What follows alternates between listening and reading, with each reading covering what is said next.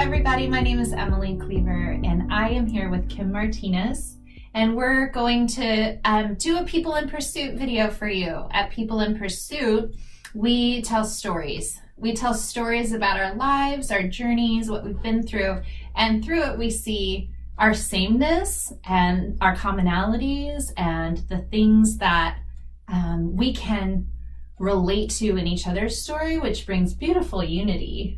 But then we also see our diversity and our differences, and we want to embrace those as well. So we're really excited to have Kim Martinez. She is a dear friend of mine.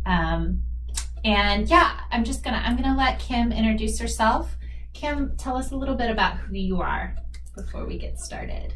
I'm a mom with 4 kids. My oldest is 26 and married, and my youngest is 18 next month. Mm-hmm. I'm married for 30 years this year. Wow, congratulations. I work in a nonprofit downtown, and I finished my doctorate this year in leadership. Wow. My focus was whole life discipleship. Okay. Wow. What is that for people who might not understand? Tell us a little bit about what whole life discipleship means. Well, discipleship is learning to walk with Jesus. Okay.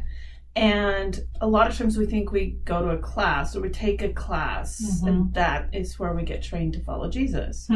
But the Holy Spirit's at work all the time in our life, in all places, mm-hmm. in the workplace, in the grocery store. Mm-hmm. He's always at work. Mm-hmm. And so learning to walk and listen and learn from God and to walk with God in those places that we're not used to it. We think we have to put on a Christian face or present instead of just letting the Holy Spirit teach us and mold us and use us very naturally in the lives of those around us. So that was my focus. That's really cool. As Kim is talking about that, I'm thinking about how when we become a Christian, when we decide to believe in Jesus and join partnership with him, begin a relationship with him, first he disciples us, and that never stops. But somewhere along the way, we start kind of imitating that. We start doing that in other people's lives and walking with other people. And we do that at Pursuit Church Live. We have a heart to just walk with people and journey with them and learn how to integrate our faith into everyday life. So we love that you're doing that and modeling that, and excited to learn from you in that as well.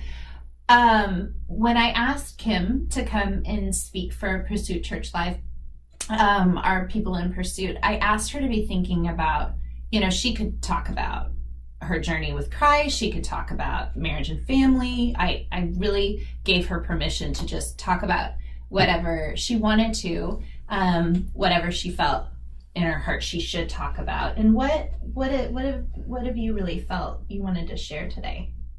Well, the picture that came was the way that I interact online with groups, but it really I developed this online interaction during some times of stress in my life. Okay. And so that's what I thought I would bring, is just walking through a little bit of that. Okay. Well, let's talk about that. What is a time that comes to mind? Well, I have 4 kids. But it turns out that I don't do transition so well.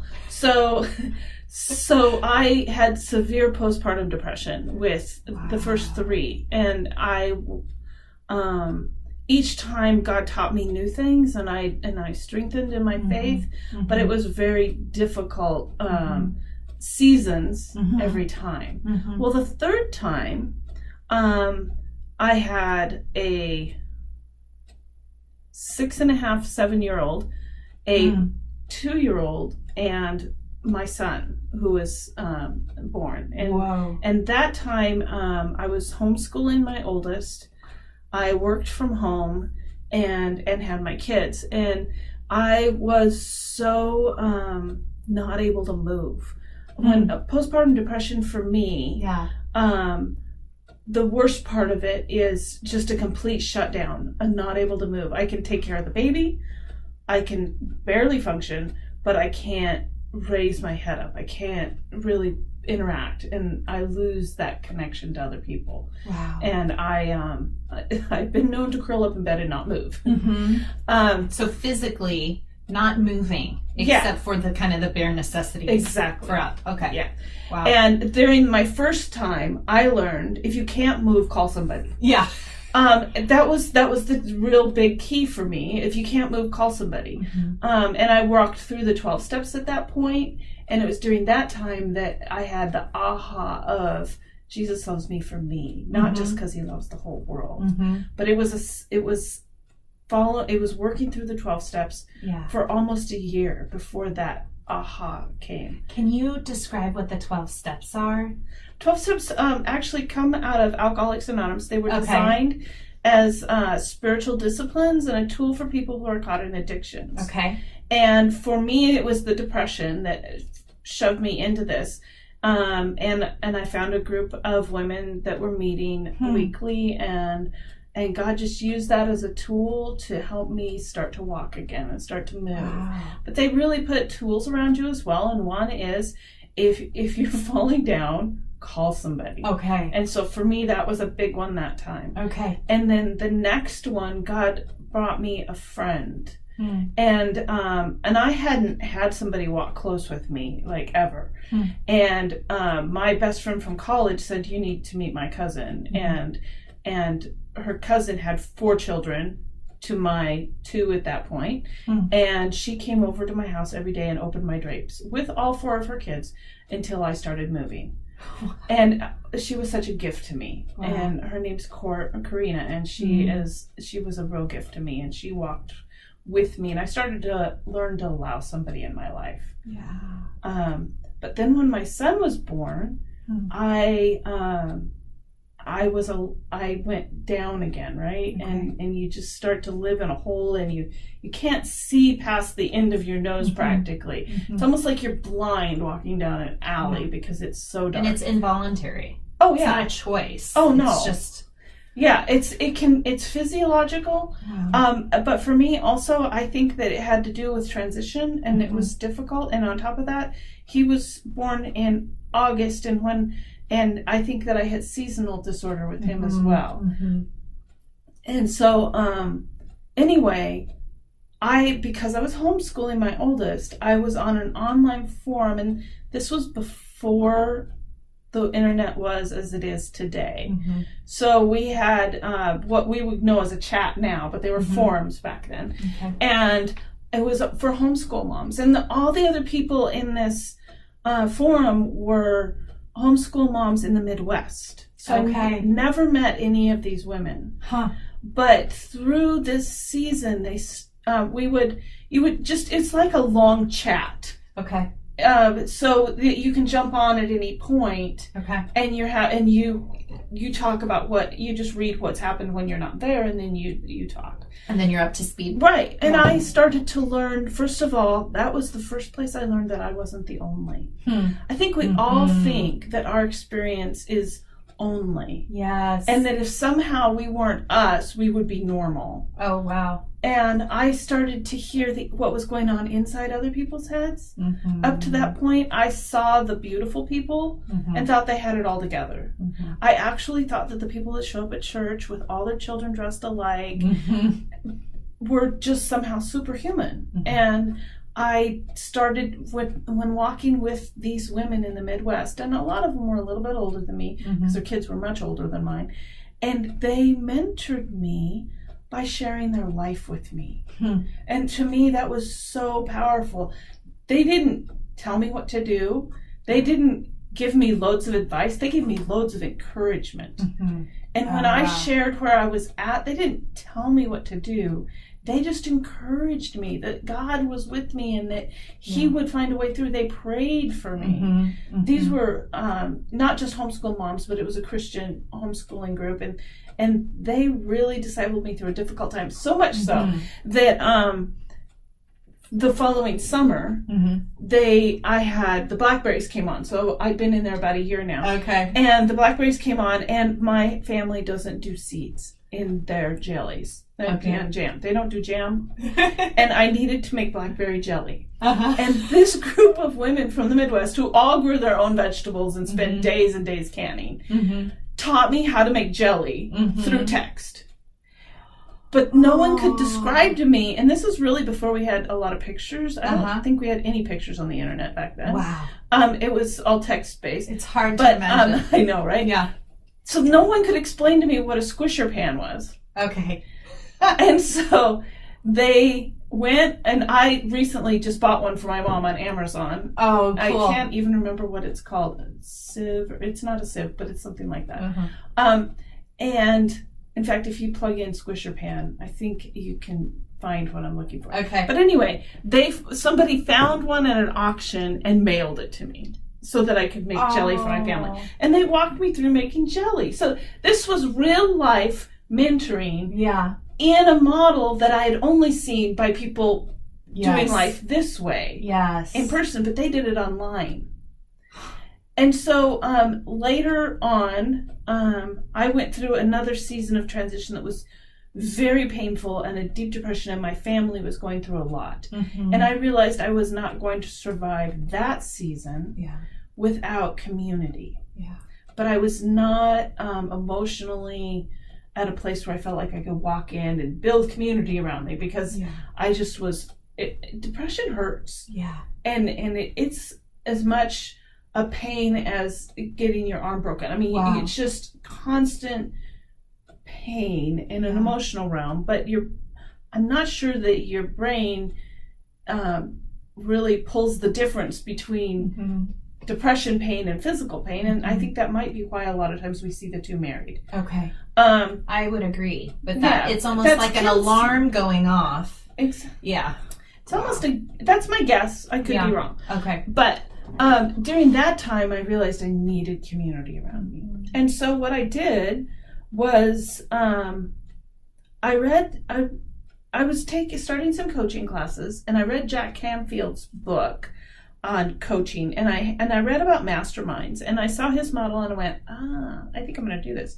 So I found 7 of the most powerful women that I knew, 7 women who I actually wanted to hear their voice for the next 10 months. Yeah. And asked them to walk with me from September to May and meet once a month on a Saturday morning for 2 hours. And we would get online, and whoever showed up, we'd divide up the time, and everybody got 15, 20 minutes to bring whatever they wanted to talk about. And then we would all talk about that. And then when their time was up, we'd go to the next person and talk about whatever they wanted to. This turned out to be an incredibly powerful peer mentoring. Yeah. And it developed community around me that really held me together during those difficult seasons. And so that online community is something that I'm seeing that God is triggering for other people, because you don't have to walk alone. And you do not have to get out of bed and put on your makeup and get to Starbucks. You can call someone and say, hey, would you mind meeting with me online? Let's put together 5 or 6 people so it won't be weird. And then other people talk for most of the time, and you get your 15 minutes that you can bring whatever question might be. And it might be an easy question, like, I have been trying to figure out how to make jelly, and I cannot figure out how to get the seeds out of these. It doesn't need to be profound, deep. It can just be something that you're needing answers and help and support. Right. Okay. And so what I typically, because of my gifting, I typically find leaders, and it's a private place that is what's shared here stays here, and we're able to mentor one another in whatever areas. And really, that group helped me learn how to put on makeup. Wow. Because and it wasn't because they told me what to do, it was because they modeled it. And I saw a friend get out of bed one morning. She was late. She says, I got out of bed 5 minutes ago. She looked like a model. And you know why? Because she put on eyeliner and lipstick. Yeah. And really, brush your hair, eyeliner, and lipstick, that's all you need to actually be able to see your face on the internet. Oh, that's so helpful. Oh, men, if you only knew what we went through. But yeah, that's really powerful. I love the idea of, it seems like you're giving a lot of permission, and you're breaking down some boxes that maybe we think community should happen in, or even how connection is created. We think, oh, we have to go deep. We have to, but it sounds like it's more about the vulnerability of asking for help. And then what else? I want to say though that I didn't ask for help. Because I didn't want to look feeble. I asked for people to walk with me in a peer mentoring. Okay. So that we could gather together. I let them join in what I wanted to do. Okay. And built and created a space for all of us. It wasn't about me. Interesting. Okay.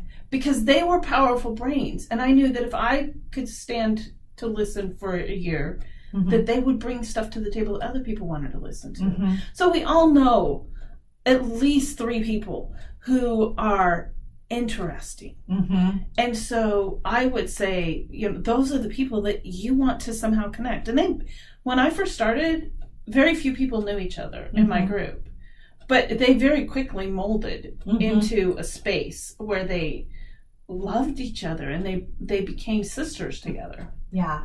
So even though you knew that it would help you, you didn't frame it as help me. You framed it as walk with me. Right. Let's try something. Yeah. And and I have freedom to fail. Right. And so I didn't know if it would go for a year, but I said, let's throw it on the calendar and see what happens. Yeah. And my first one was in 2012 or 2013, I think. And this is the first year I haven't done one. Oh. But I have a different group now that I meet with every Sunday night. So it's not once a month for 2 hours. It's a smaller group once a week. Okay. Wow. So your journey through postpartum depression, which was characterized by paralysis in a sense, just immobilization, mental pain and anguish. Would you say that those things are behind you now, and that the answer was really community and connecting? What was your journey through and then out? Every time that I have went through a dark time, God has taught me something and given me something to ignite my spirit again. And I would never say that I'm done having dark times. I seem to have a personality that goes through seasons, and but what I am done is I am done being frozen in dark times, because God has taught me how to let people in a way that's not weird, that is inclusive to them and me, and natural. You don't have to be best friends with everybody, but you can let people walk with you over here so that you're not alone. I want to offer, I have a couple things I want to ask. Number one, what do you think you've learned about the heart of God through this journey? That He's not disappointed. That even in the darkest of times, He knows where I'm at. And that it's for my good, that I learn He will bring me closer to Him even in my dark times. That He will, that He shines light in the darkest places, and that He cares.